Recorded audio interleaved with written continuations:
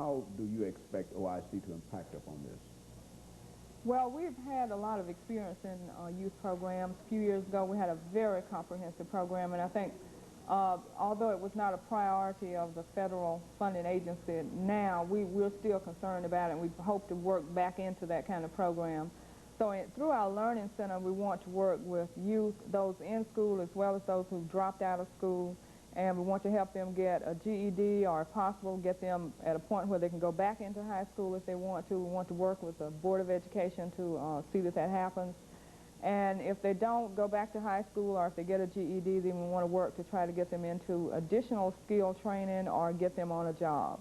And I think that's the bottom line, is getting them into a good paying job so that they can take care of themselves and they won't have to depend upon society to take care of them. And I think we're all concerned about that as Nashvillians, because we know that we pay for it one way or another through our taxes, or many of them go to prison because they have nothing to do, so they have to support themselves either through the money they get from crime or whatever. So we're really concerned about that, and we think that employment is going to be the major way of making an impact upon this problem.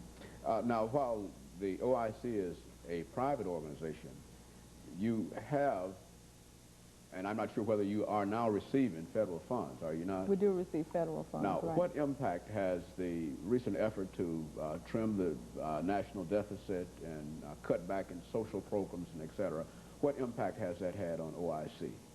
Well, we haven't felt it this year because we were funded at, our next program will be funded at the same level that it was funded this year.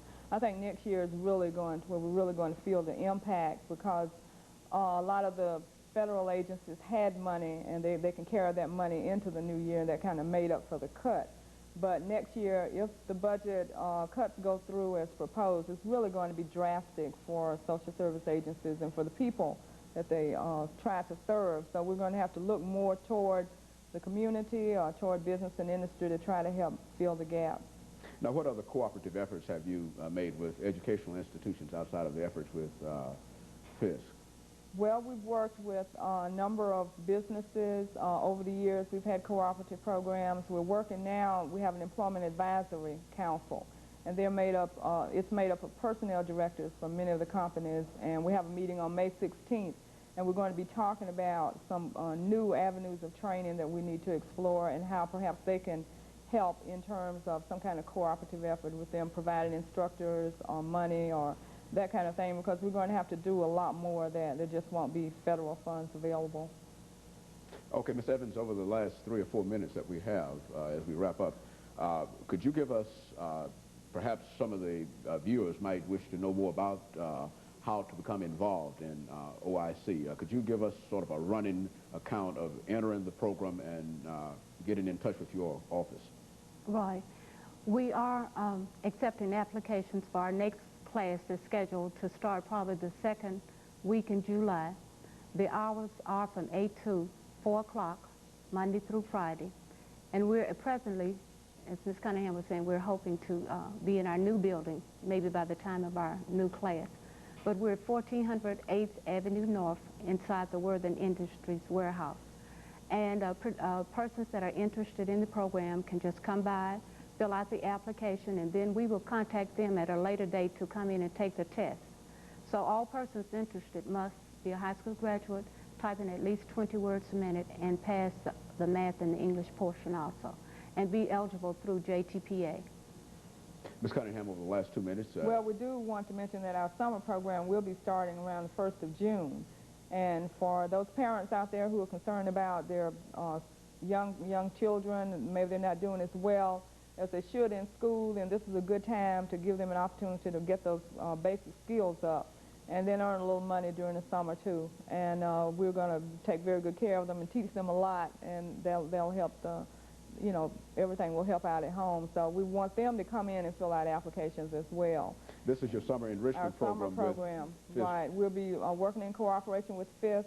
FISC will be our work site, wherein they will work in different jobs on FISC campus, and that way they'll be able to stay in class longer. They won't have to worry about traveling a long distance to a job in the afternoon. So we're taking applications now for the summer program, so ages 16 to 21. You might want to come on in and fill out an application, or if you need to call us, Our telephone number is 256-8050. Now, is there any tuition for either of the summer enrichment programs? No, all of our classes are free. Free. And all the student has to do is to... make an effort, come, and we'll even pay them for the work. That's very good. And I think in behalf of the entire staff and management of WZ17 TV, Mrs. Cunningham and Mrs. Evans, I'd like to say how delighted we are to have had an opportunity to give Nashville some idea of what we are trying to do in terms of meeting all of the great problems that we're facing. And I think that OIC is one of the many organizations that can help to alleviate some of the real problems. It's so good to have an opportunity not only to demonstrate that organization, but also to have an opportunity to talk about people who are given of their time and given of their effort, members of your board of directors, members who are making pledges and contributions, right. People who perhaps find that they don't have the time in order to personally become involved in it, but they also feel that they have a stewardship in terms of giving. And so we're simply delighted to have had an opportunity, we appreciate the opportunity to talk to both of you today. And so on behalf of Black Pulse, this is Dr. James Haney bidding you good night.